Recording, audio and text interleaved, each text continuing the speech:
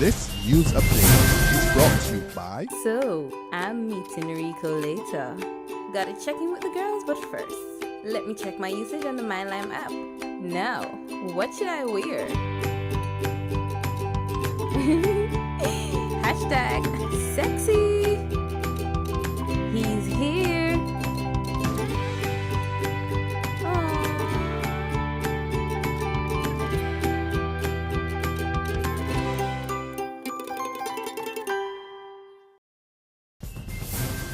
Welcome to the Barbados Today Evening Updates for Friday, May 15th. I'm Fernella Wedderburn. Thanks for joining us.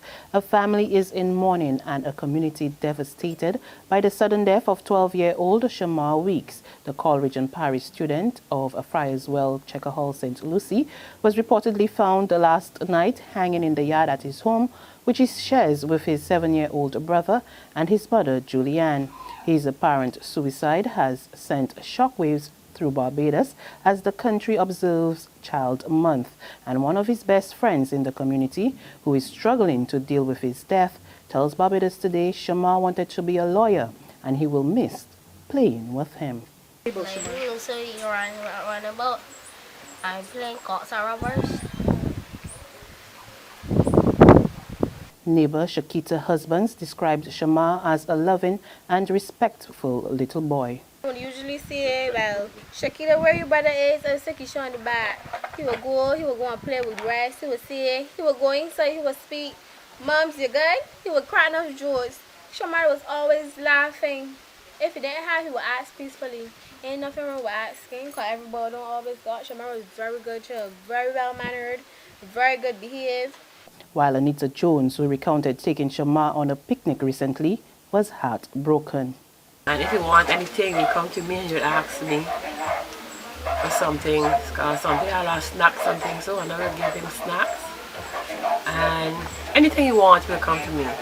So he asked me if I could take him to the picnic, and I said, I have to get the permission from your mother first before I could take him to the picnic. So I went to his mother and get the permission and take him to the picnic. And he behaved himself very well, and after the end of the picnic he came to me and he told me, Miss James, I thank you very much.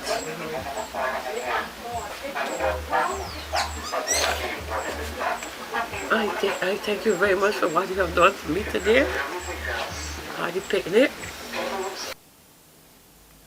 Meantime, Director of the Childcare Board, Joan Crawford, says the tragedy is a wake-up call for all, especially parents and guardians, to pay closer attention to the emotional well-being and mental health of the children of this country.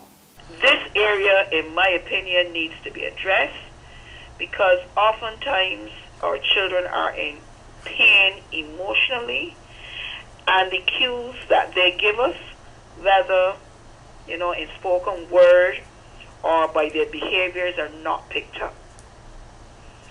I'm saying that parents, guardians and caregivers, teachers as well, must become more in tune with what is happening to the children, whether it is at home, in the school or in the community, because sometimes we miss the crucial signs, that they're telling us.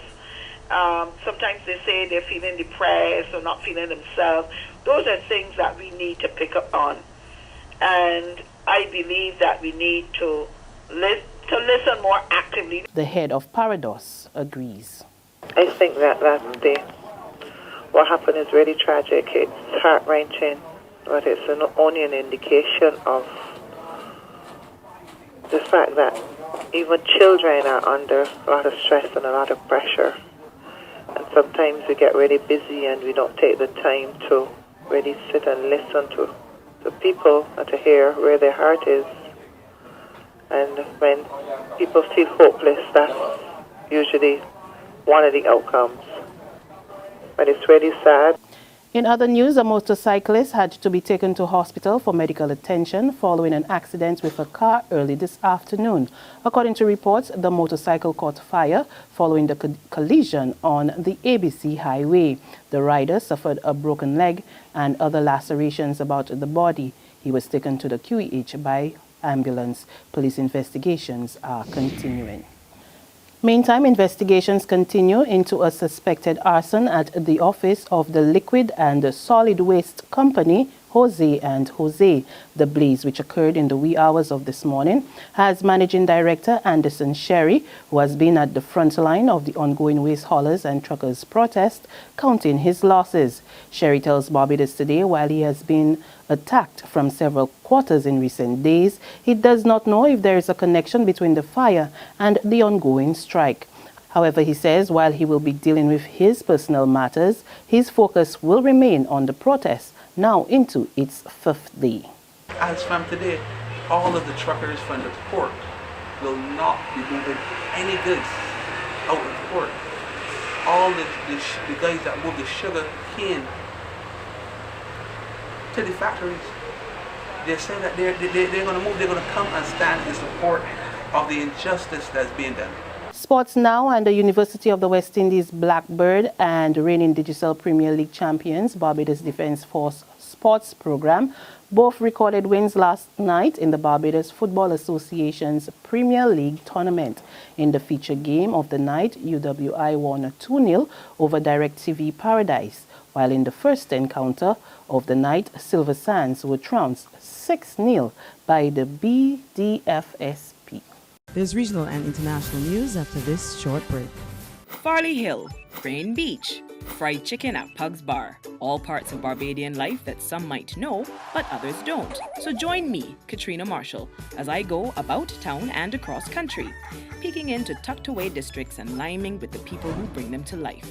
About town and across country, coming soon to Barbados Today, news you can trust.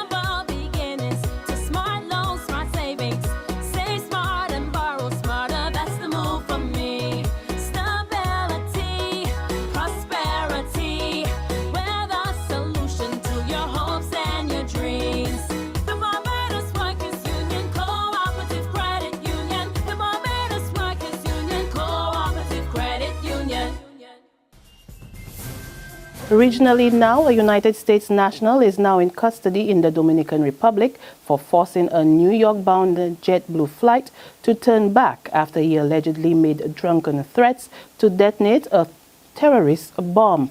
Airport security officials say the incident forced the plane to return to Santo Domingo, where they had to close a terminal for several hours, resulting in at least 7 flights being delayed. Prosecutors say they plan to charge the man, who has not been identified, with violations of civil aviation security. He could face between 3 to 10 years in prison if found guilty. And on the international scene, a U.S. jury has sentenced the Boston bomber to death by lethal injection. 3 people were killed and 260 were injured when Johar Zanaf and his brother reportedly placed bombs at the finishing line of the Boston Marathon in 2013. Jurors made findings of 12 factors supporting the death penalty and 21 mitigating factors in his defense said supported a life in prison verdict. The convict is likely to be moved to a federal prison in Tahir, India, to await execution by lethal injection. And on that note, we come to the end of this week's update, but we'll be back again first thing Monday morning. Until then, remember to log on to www.barbadostoday.bb, subscribe to our e-paper, our email updates, or like us on Facebook. You can also catch us on Izumi Media in bus terminals or screenplay at supermarkets and gas stations near you. We're also on Channel 101 online TV and Mix 96.9 FM. There you can get all the latest news and sports. I'm Fernella Wedderburn. Have a wonderful weekend. This news update is brought to you by... So, I'm meeting Rico later. Gotta check in with the girls, but first, let me check my usage on the MyLime app. Now, what should I wear? Hashtag sexy.